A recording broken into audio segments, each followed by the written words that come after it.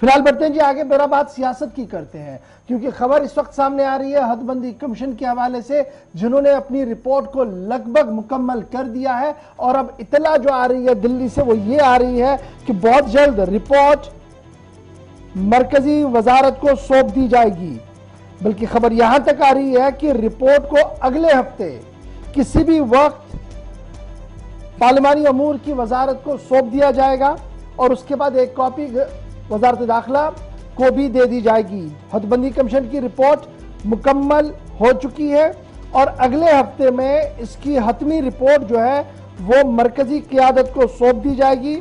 और याद रखिएगा, ये पहला मौका होगा जब शेड्यूल्ड ट्राइब्स के लिए 8 से 9 सीटों का तयन कमीशन की तरफ से किया गया है और कमीशन ने कमोबेश 2 साल का वक्त लगाया है इस रिपोर्ट को तहरीर और तरतीब देने के अंदर, जिस दौरान एसोसिएट मेंबर्स के साथ लगातार मशावरत और मीटिंग, उसके बाद अवाम के सामने 2 बार आना और फिर अबूरी रिपोर्ट जारी करने के बाद अब हतमी रिपोर्ट को तैयार किया गया है।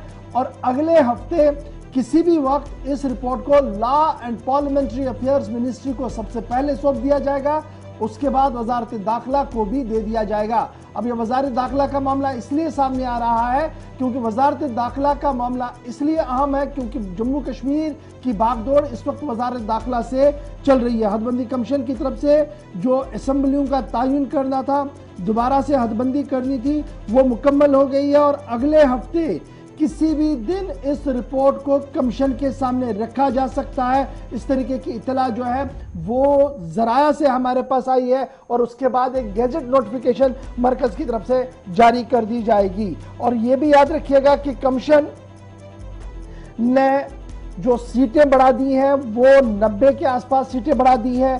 और जो पहले ही मरकजी वज़ीर दाखिला ने जब जम्मू कश्मीर को 2 हिस्सों में तकसीम किया गया था, उसी वक्त उन्होंने बताया था कि जम्मू कश्मीर के अंदर जो नई हदबंदी होगी जो वो 90 सीटों तक होगी।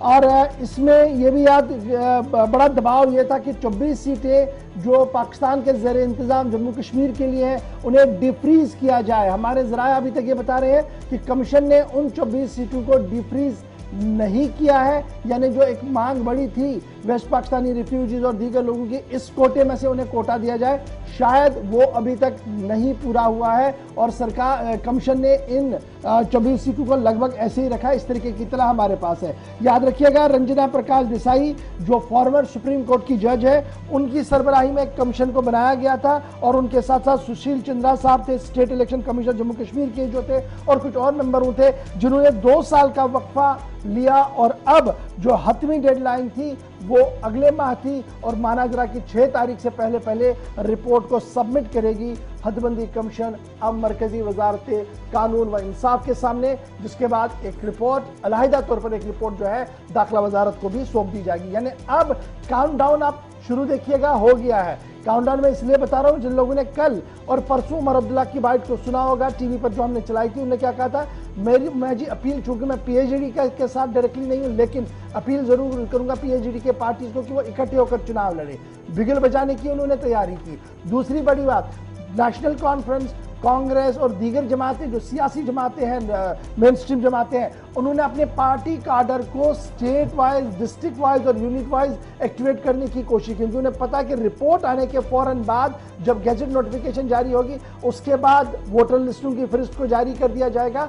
और यह भी इत्तला यहां दिल्ली से आ रही है कि अमरनाथ यात्रा के इख्तिताम के साथ ही, यानी अक्टूबर में जब अमरनाथ यात्रा खत्म होगी उसके साथ ही बिगल फोका जाएगा जम्मू कश्मीर के अंदर चुनाव का। इस तरीके की तैयारियों में मरकज भी है। ताम अभी हतमी फैसला चंद दिनों के अंदर अंदर दिल्ली में लिया जाएगा, जिसके बाद इलेक्शन कमीशन जम्मू कश्मीर का दौरा भी कर सकता है। तो ये तो बात थी जनाब हदबंदी कमीशन के हवाले से कि अगले हफ्ते किसी भी वक्त रिपोर्ट कमीशन सरकार को सौंपने जा रहा है। जी आसिफ।